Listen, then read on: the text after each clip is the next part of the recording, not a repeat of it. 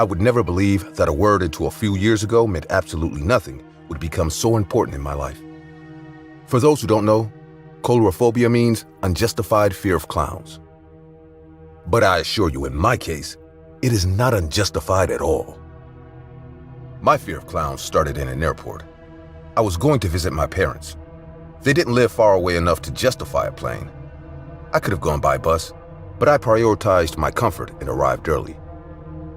I was sitting in the airport waiting for the plane to arrive while reading a book until something started to bother me. Have you ever felt the strange sensation that you are being watched?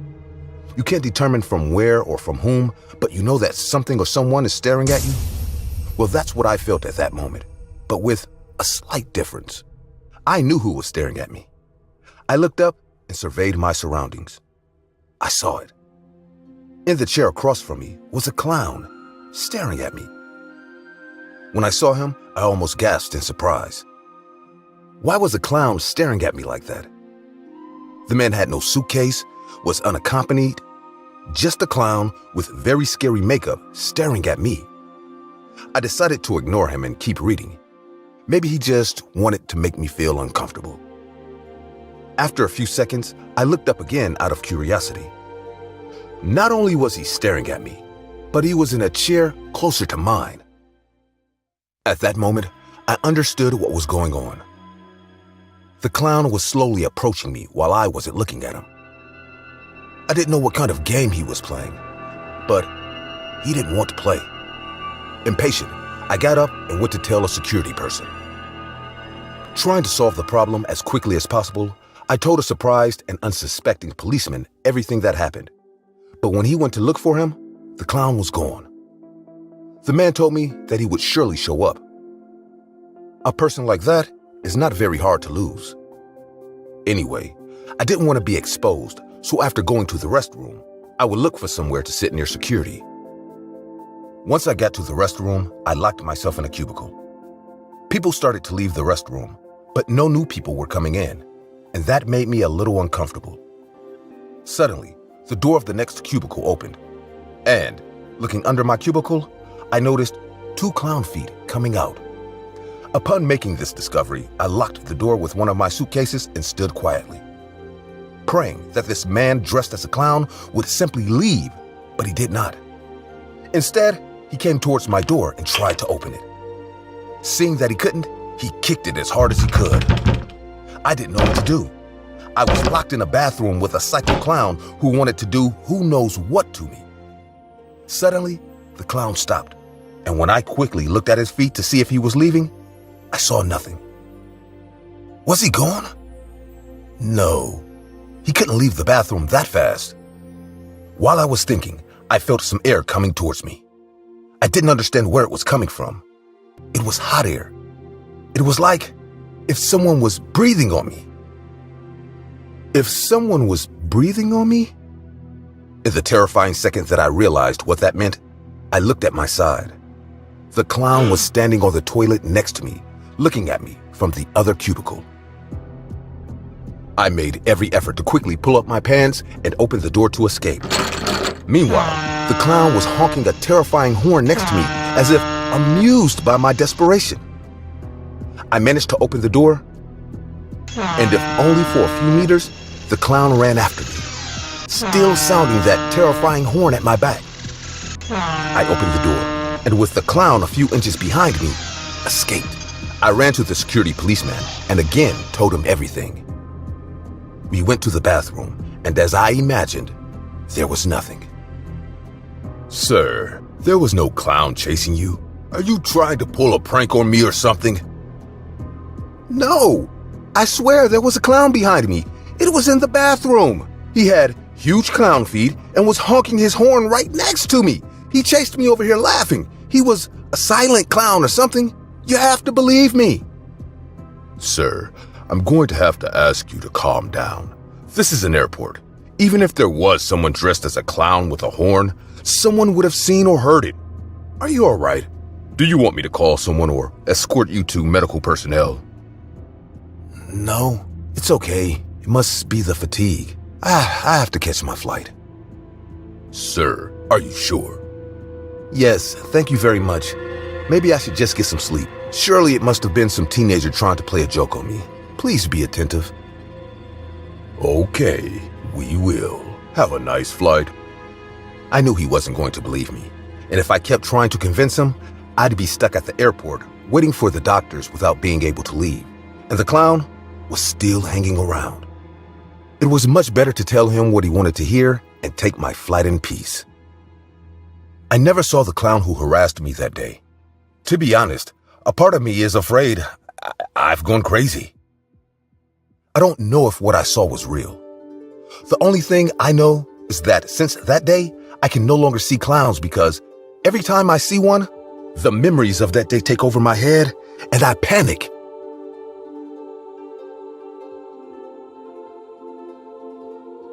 Hey guys, my name is Lisa. I'm an exchange student currently living in the United States.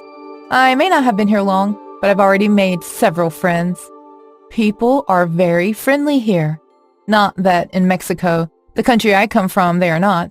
But to tell you the truth, I had an experience with who used to be my best friend that ruined it.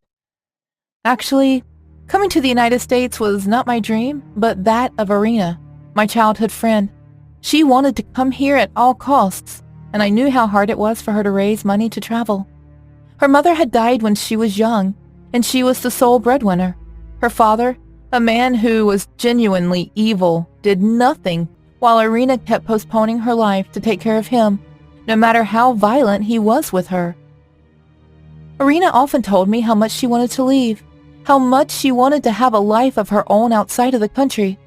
So when I told her that I had bought 2 tickets for us to go to the United States, I can't describe how happy she was, and started to make the arrangements to travel.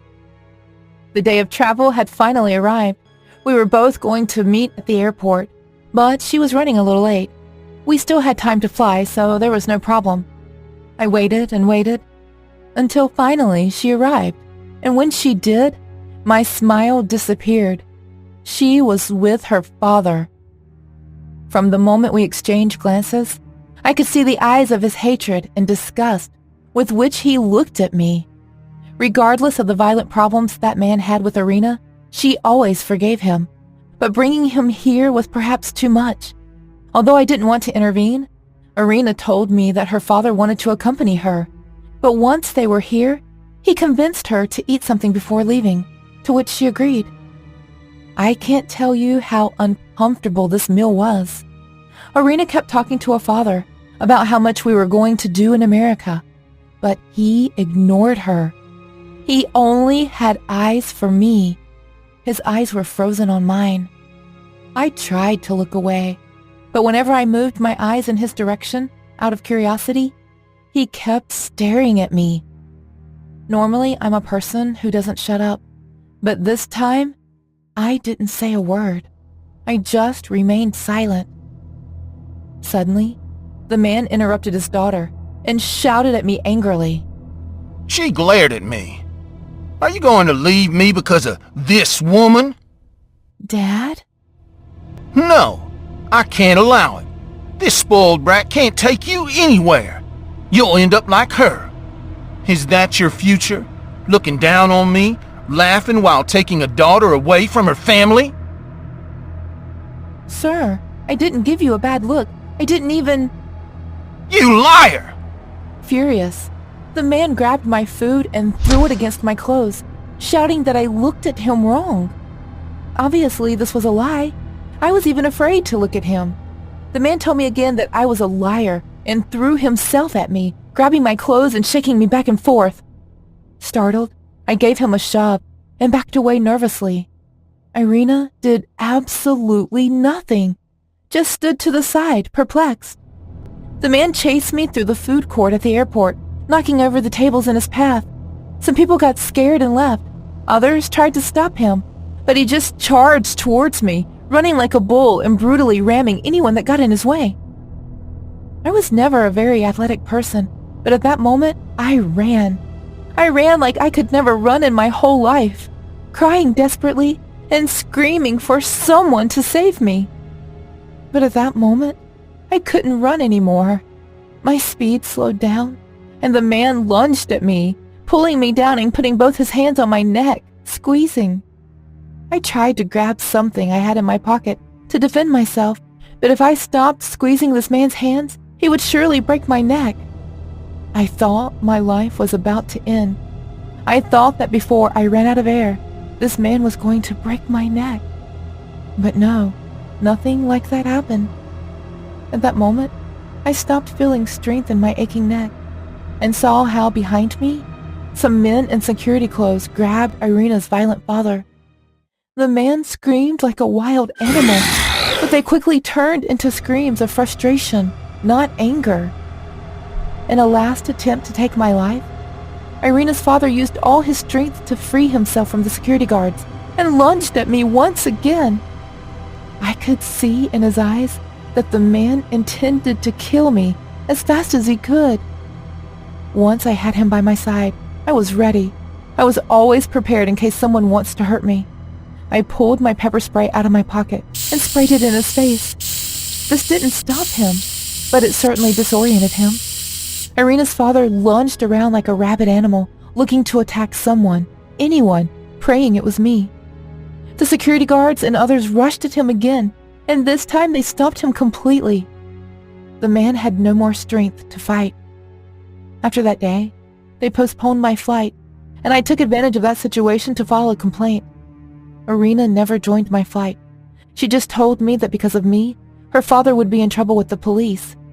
She said that I started the fight by looking at him wrong, that I was the one who looked for him, and that she would never travel with me.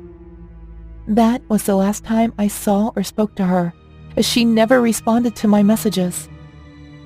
A short time later, I resumed the trip, but alone. It felt strange to come without Irina, but I did what was best for me. My only regret that night was not spraying her with pepper spray earlier, but it all happened in a second.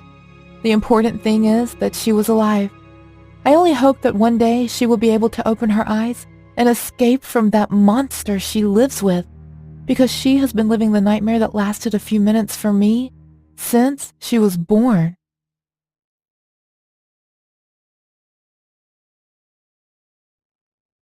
Working for an IT company means I have to constantly travel for my job. I'm not complaining. It's amazing being able to visit so many states and countries. However, the airports are not my strongest suit. I hate the long wait, the boarding lines, the hundreds of terminals. It's also confusing, and the sea of people is always an unwelcomed intrusion. And somehow, I always end up sitting on a seat I never would book for myself.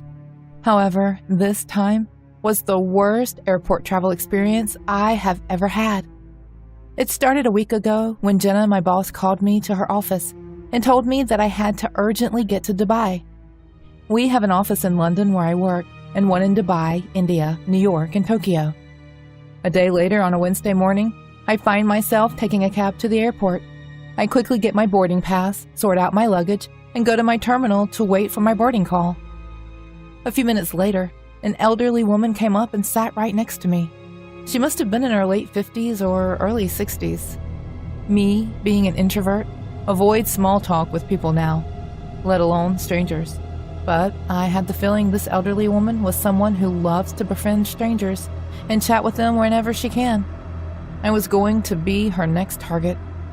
In a way, she reminded me of my mom, who is as outgoing as this woman seems to be, so I did not mind at all when this woman started talking to me. "You going to Dubai too?" "Yes," I say, being polite to her. "Me too. Going to see my son and daughter-in-law." "Oh, that's great." "They recently had a baby, a son. I want to see my grandson as soon as possible." "Congratulations," I say, and try to smile as brightly as I can. Although I travel to many countries and states for work, I am usually never approached by strangers unless it's needed. This was an entirely new situation for me. "You going to Dubai to visit family?" "No, I'm going to work." "Oh, so you're going to come back soon?" "Yes, it's a very short trip for me." Even though I didn't mind her questioning and chatty nature earlier, It was getting on my nerves now. So, just to be polite, I kept my answers short and pasted a fake smile on my face. I am going to be there for at least a month. I need to spend some time with my grandson. Yes, of course. After that, I decided to open my laptop and work. All the time I was interacting with this woman and working, a man sitting on a seat across from us was staring at me. He looked a little weird, and his eyes were glued to the bag in the woman's arms. He didn't say a word, just stared at us. Thankfully, within the next 15 minutes, they announced that the boarding of my flight had started. I packed up my stuff in my handbag and walked ahead. The elderly woman had a big duffel bag in her hand, which I assumed she was planning to keep in the overhead luggage compartment. Being 5'2", I usually avoid keeping stuff up there in flights, as I struggled to reach there. My handbag fits perfectly on my lap, and fortunately for me this time, Ashley had booked a window seat for me. The moment I entered the plane, I hear a familiar voice. That woman is standing right behind me with her huge duffel bag in her hand. I didn't even notice when she got there. As I neared my seat, I noticed that the woman was following me. I just turned behind and smiled at her, wondering why she was following me. But my confusion was soon cleared when the woman looked right at the seat beside mine and exclaimed, "That's my seat." I was about to sit by my window when the woman called out to me, "Oh dear, do you mind helping me get my bag up there?" She pointed at the overhead luggage compartment. Being short, I hesitated, but before I could spring into action, I caught sight of the same man who was getting settled in his own seat. He just stared at me and shook his head from side to side, as if he was signaling to me not to help the woman. It was weird, because I often go out of my way to help others. But this time, something within me compelled me to remain in the seat. But before the old lady could ask for my help again, an air hostess came and helped her. I thought the old lady would be disappointed that I did not help her, but she seemed unfazed as she sat beside me. And so, it started for the next couple of hours. She nonstop told me everything about herself, her family, her friends, and even her pet dog. I was so irritated that it was laughable. I wanted to catch some shut-eye before I landed, but this woman and her big mouth made it impossible. Then, finally, the pilot announced that we would land in a few minutes. That's when my friendly, chatty neighbor suddenly fell ill. "My dear, do you mind calling the air hostess? I do not feel so good." I was instantly worried, as my grandma too hated the landing. Maybe this woman too had the same issue where she felt dizzy or uneasy. I called the air hostess, and suddenly, this woman's mild discomfort turned into a panic attack, and she suddenly started to refer to me as her daughter. The flight was about to land soon, and the staff had let the pilot know that we had a medical emergency. Somehow, we landed and this woman was not willing to let me go. She was now calling me her daughter even though I had just met her, and kept on asking me to fetch her a wheelchair and carry her duffel bag. I had my own handbag to carry, and I felt extremely conflicted, not knowing what to do. But before I could do anything to help her, let alone fetch her duffel bag, the same man tapped on my shoulder, and amongst the chaos of the woman and the staff, he handed me a note. I opened it discreetly and read, "Do not help the woman or touch her bag. Let the staff handle her. Just walk away." And for some reason, I felt compelled to do just that. I grabbed my bag and started walking away with the other passengers. All the while, the woman called for me and referred to me as her daughter. Soon I was collecting my bags when I heard some commotion behind me, and my friendly and chatty travel companion was being escorted by handcuffs by the cops.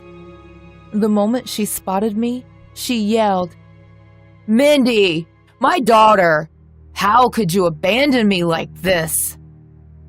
The moment the cops noticed me, I was escorted with her to the airport security office, and I was extensively questioned for several hours. Turns out, the woman whose name was Susan was carrying drugs in her duffel bag. She wanted to frame me, that's why she was being so friendly. But the man who had told me to leave her behind stepped up and clarified that I wasn't with Susan and that she was trying to frame me. But the cops finally believed me when they asked her my full name, and she couldn't say anything beyond Mindy. as I never gave her my full name. As if I was indeed her daughter, she should have known that. Sometimes, such incidents happen in our life that has a profound impact on our mind. One incident happened to me when I was working at the airport 7 years back as an airport security officer. I liked my job. I used to meet new and good people every day at the airport, and I also loved meeting new people. But I found the behavior of the few crew members a little strange to me. So that was when I got a new job at the airport. Hi, this is Norman. I am now 35 years old. I didn't know anything about the modalities there. There, I had a coworker whose name was Harris. He used to help me with my work sometimes. We both used to have a lot of fun during break time and shared everything. So one such day when I was busy with my work, I saw a man, 39, in a black t-shirt and gray pants. He was waiting for someone maybe? He held a board made of a thick piece of paper with the name Smiley written on it. He was delighted, and it seemed that he was waiting for his family, and after a while, I don't know why, he became sad and a little disappointed. And suddenly, the color of his eyes began to take off, and all the laughter on his face was gone. His body had become very loose, and he looked gloomy. I didn't particularly appreciate seeing him like that. I felt like going to him and giving my company to him, but I was so busy with my work that I didn't get the time to go to him. I ignored all those things and resumed my work. But the next day, again, that same man showed me at the airport. This time, he also wore the same clothes, and his condition was the same as it was the previous day. And that day, the same thing happened, which was a little weird. At first, he was delighted, and after a while, he became sad. He was behaving as if big trouble had come to him, but I don't know what was going on. I still remember that man's eyes and facial expressions. I felt very strange. That's why I thought of going to him. When I went there, I saw that the man had left the airport. I thought that maybe his family had arrived and he had gone home with his family. So I asked some people standing there if they had seen that man, but no one had seen that man over there. I was surprised to know why nobody saw him there. I was a little frustrated, but I was helpless at that time. After a while, I got on with my work. The next day, I saw that man at the airport, and at that time, I thought I would go to him and ask what he used to do here every day. Later again, he started doing the same things he had been doing continuously for 2 days. All of those things frightened me very much, and I could not understand what to do. Well, before the man could run away, I went to him and asked, "Why are you so sad? What happened? Your family members haven't reached you yet? Tell me, what happened? I will help you." I tried to talk to him, but he was not saying anything. He was crying. When I was talking to that man, I could feel the environment around me change, and I was sweating profusely. Also, the words were not coming out of my mouth. I was losing control over myself. I could not understand what suddenly happened to me automatically. I wasn't even sick that day. After a while, I found myself in the room. There were also the police. I don't know what happened to me that day. When I woke up, my friends told me I had attacked a man. I could not believe it at first. But later, the police showed me the CCTV footage. I was completely blown away after seeing the CCTV footage. I noticed that I was abusing filthy filth and destroying everything kept in the airport poorly. Not only this, but I was checking the luggage of some of the passengers present, thereby opening them. I didn't know if it was me or someone else. I was doing everything quickly, which was creepy. Also, I was slowly saying something. "Everything has happened because of you all. You're all bad. I won't leave you. I think you should see a good psychiatrist. We hope you will never do anything like this after this." I was petrified of that, and I didn't even go to work for 3 days. But I had to go to work, so again, I saw the same man, and at the same time, my condition got very bad. After seeing him, strange movements started in my body, and my heart started beating very fast. I knew that it was not some common man, but someone's soul. For the first time, he met my eyes. When he looked at me, I felt someone was scratching my body. His face had turned completely blue, and his eyes had turned red. That day, I also saw his wife and his daughter. Their faces were burnt. His eyes were hanging out. They all gave me creepy smiles, though. And I started praying to God for my life.